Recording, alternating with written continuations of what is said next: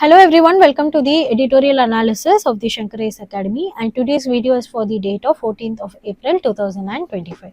So before moving into the topics discussion, there's just a small announcement to be made.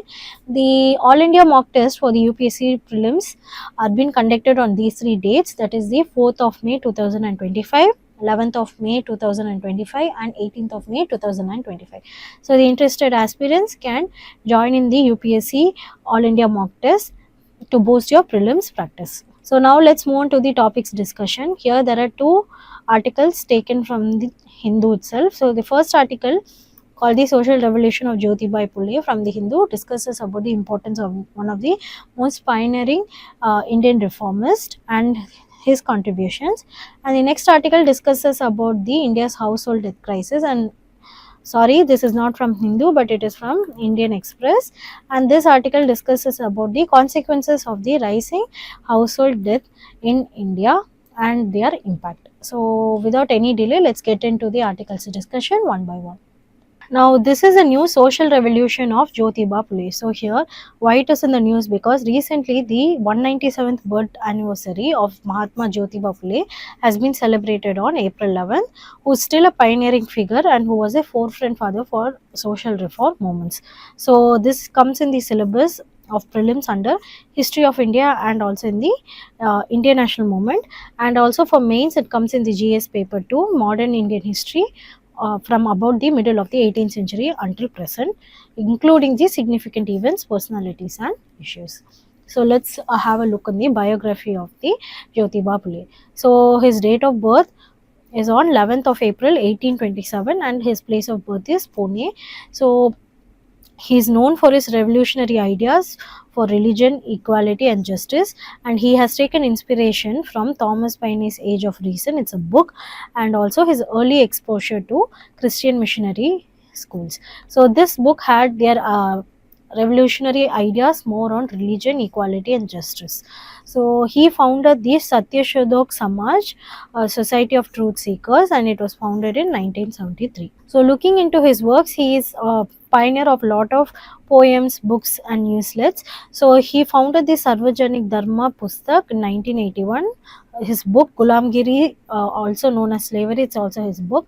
So Manav Muhammad the Man Abhang is a poem given by Jyotiba Phule in the book Gulamgiri, and also a book called Satsar, which is the essence of truth. It's a booklet under his works, and what he strived for through the books is for the empowerment of women, especially children and widowed women, and also upliftment of the lower caste people, which includes both the Shudras and Adishudras, and also improve the conditions of untouchables and the depressed castes. So looking into the Satyashodhak Samaj, a society of truth seekers, so its aim is to institutionalize his reformist vision and to overcome inequalities and iniquities that the caste system have entailed. So he has fought for the Chaturvarna system. His focus is on the liberation of Shudras and Adishudras, as I told before, and he is different from other reform movements as it was inclusive and also it was grass roots driven. So he had his work on weekly edit, which is the Deen Bandhu, which is the main print medium, that is it's a newspaper where it articulated the grievances of the peasants as well as workers. So we all know how important his inclusive and grassroots driven social reforms were. So what is his views on religion and caste? So he strongly rejected sectarianism, and he also condemned that he was against the Chaturvarna system. So Chaturvarna, we all know, it's a social stratification system which includes Brahmana, Kshatriya, Vaishnavas and Shudras. So in Gulamgiri book, which is the slavery book, he drew parallels between caste oppression in India and racial slavery in America. So that's how he took his case study, and he brought in parallels to know how both are similar in way, and it's a form, and he told that how a caste system is also a form of slavery system, and he was also denied supremacism. So here supremacism is, we all know how universally every person have the equal intellectual ability and capability, and that's what he told, not anyone can be supreme of one being to another. So he practiced equal human rights, and he also critiqued various religious and revelatory books. He looked into many scriptures that he told that it does not contain a consistent universal truth. So he promoted equalism and humanism at the first place. He also followed secular approach where he felt that naturally planet Earth which we inhabit are created by one creator. He supported voluntarily religious conversion where he defended the right of Pandita Ramabai, who is also a one of the greatest social reformer who worked for the children, women, especially the widowed women. So here Pandita Ramabai, who also found their right to convert to Christianity, and Jyotiba Phule defended the right of Pandita Ramabai to convert to Christianity, and it was mentioned in the Satsar, the essence of truth. So here Jyotiba Phule was also awarded the title Mahatma for his innumerable social services and reforms, and this title was given by Vithalrao Krishnaji Vandekar.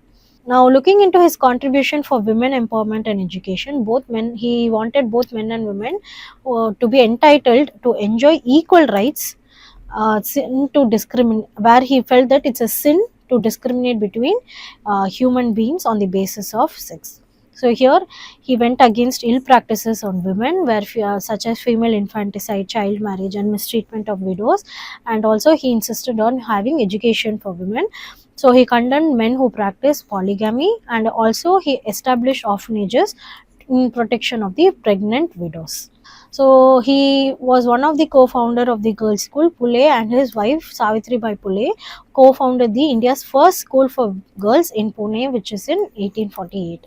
And by 1855, they also introduced 9 schools for the working classes, men as well as for the farmers, where they started 9 schools for women also.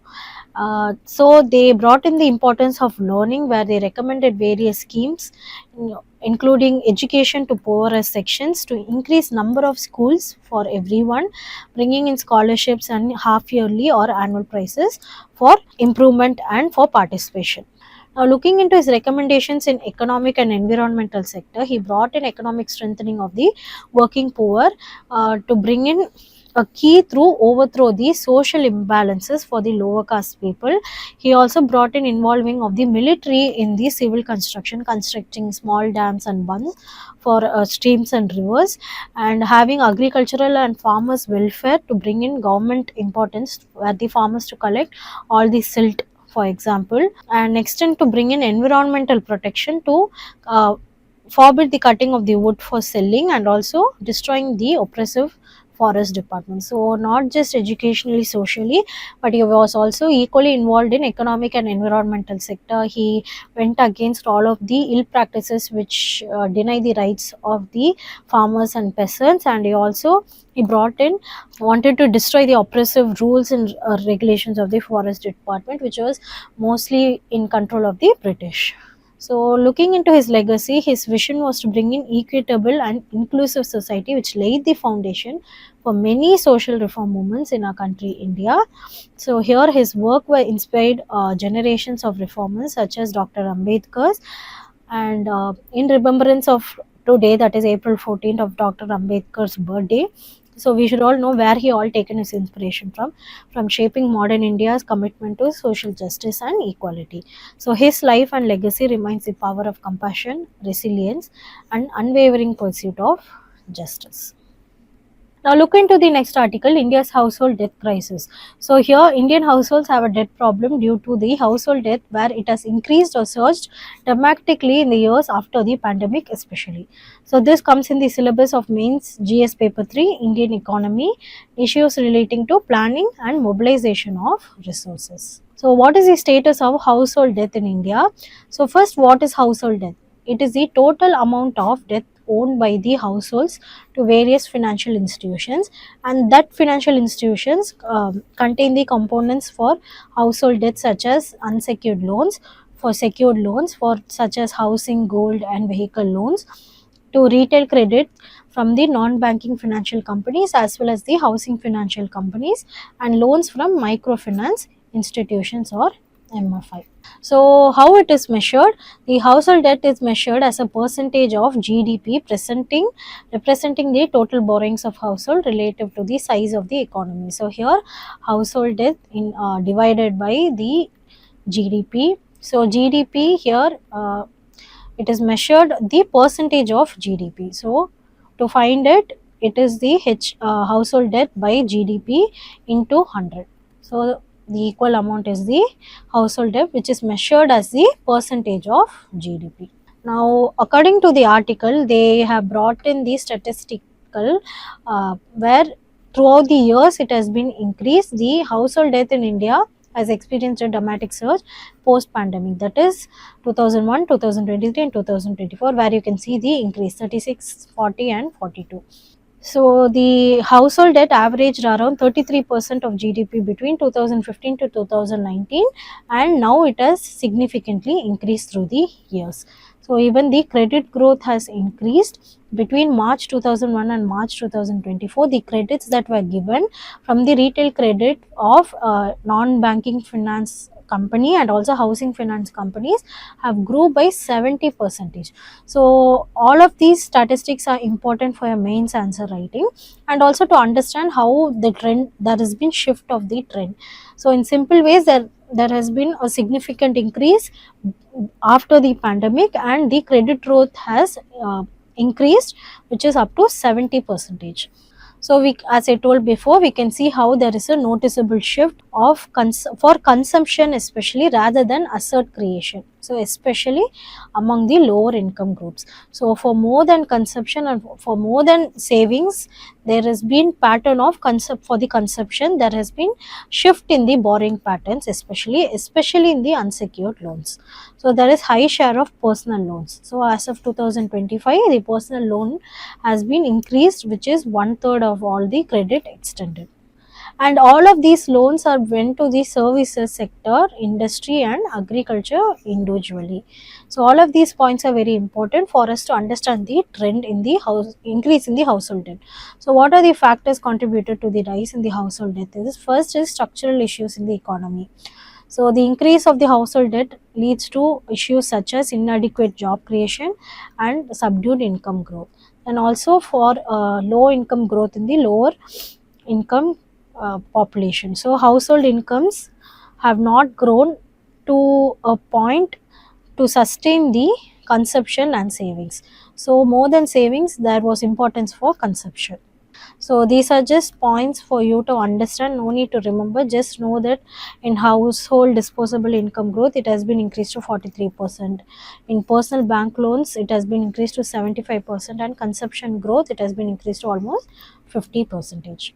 So here, to slow down this credit growth and control household debt, RBI has increased risk weights on the consumer credit for some segments in 2023. For example, aggressive lending practices. Here, financial institutions, which includes the NBFC, have aggressively expanded unsecured personal loans. So due to which the RBI has brought in risk weights to control the credit growth. Now, what are the challenges? We have seen the factors. Now, let's see the challenges of high household debt burden. First, definitely it's a financial stress on the household, as the disposable income go to the loan repayment, as larger portion of amount goes to the loan repayment. Then there is low private consumption. Higher debt servicing ratio leads to lower household disposable income. If there is higher debt, there is lower disposable income, and if there is lower disposable income, even to repay the loan payment also, it would be difficult. So then there is more unsecured loans in the market. The unsecured personal loan have been rose to 82%, and the NBFCs have grown to 130%. So this is one of the most stellar statistics that we have to see how it has grown in a very significant number. So such loans are mostly available for low middle income class people, and this cycle of having low income leading to low repayment of the loan will lead to again be them in the circular economy of poverty.